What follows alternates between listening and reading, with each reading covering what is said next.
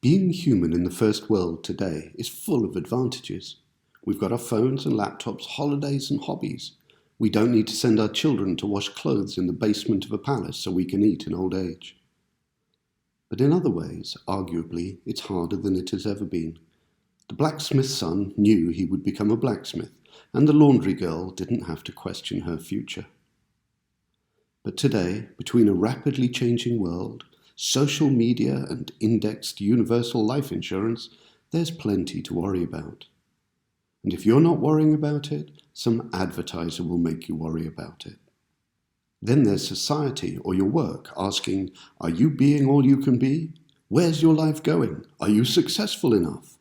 All this whilst reducing your carbon footprint naturally. Of course, it's normal and essential to ask these questions and to think about these things. But to be able to ask these questions of yourself in a healthy way, you need a place of safety. You do need support from your family and friends. You also need tools such as knowledge, skills and character strengths. You need fun, passion, patience, etc., etc. But most of all, you need a nice, soft landing place, because we all fall. Whether you let go or life pushes you, you are going to fall, and more than once. The Japanese have a proverb, Nana korobi ya oki, and it means fall down 7 times, get up 8. So where is this soft landing zone? Well, Dr. Kristin Neff from the University of Texas at Austin says it's in ourselves, and she has spent 20 years working on the science of it. Philosophers and world religions, of course, have known it for centuries. It's called self-compassion. It's a kind of self-love, but it's not self-esteem, nor self-pity, and certainly not self-hate.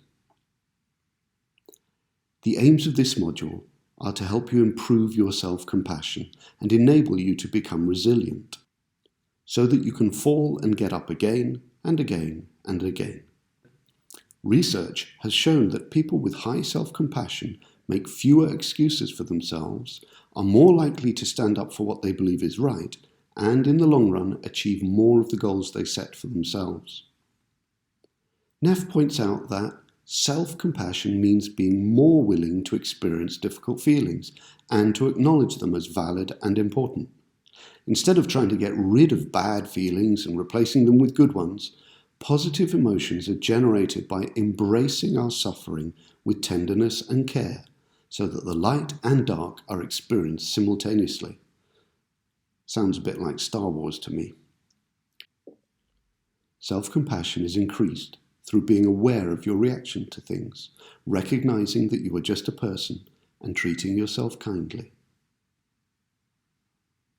Let's start with your reactions to things. We all react to stimulus from the outside world with feelings, but feelings are slippery things, difficult to name and even more difficult to grab hold of and look at properly. Sometimes they hide in the dark corners of our minds and whisper horrible things to us, and we believe them. The solution to this problem is to slow down and become aware of ourselves. One of the most powerful ways to do this is through mindfulness, and in this module there will be opportunities to practice mindfulness. Secondly, be realistic. You're just a person.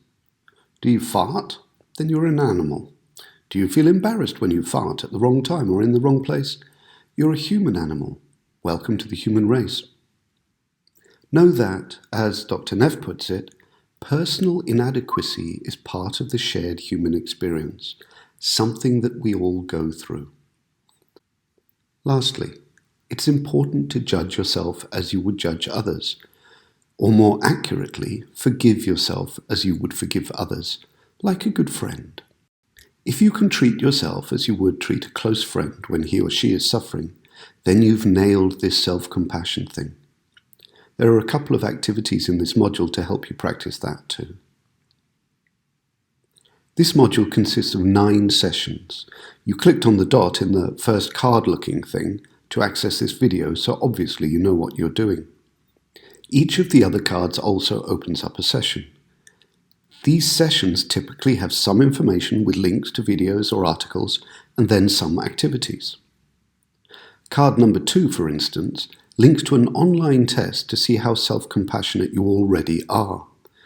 You should keep the results of that test to see how much you change by the end of the module. Overall, the module moves from theory in the direction of practice. Once you have understood the general ideas behind self-compassion, the real benefits come from practicing it. Those are numbers 6, 7, and 8. Any psychological fitness requires a change in the habits of the mind. It's just like going jogging or going to the gym. Regular sessions make for proper change. So, if you want to really develop your self-compassion, you should define goals and keep habits. Session number 9 helps you do that. It is also worthwhile, each time you come across a new idea, if you ask the question, what does this concept look like in my life? Try at least one activity per session, ideally more.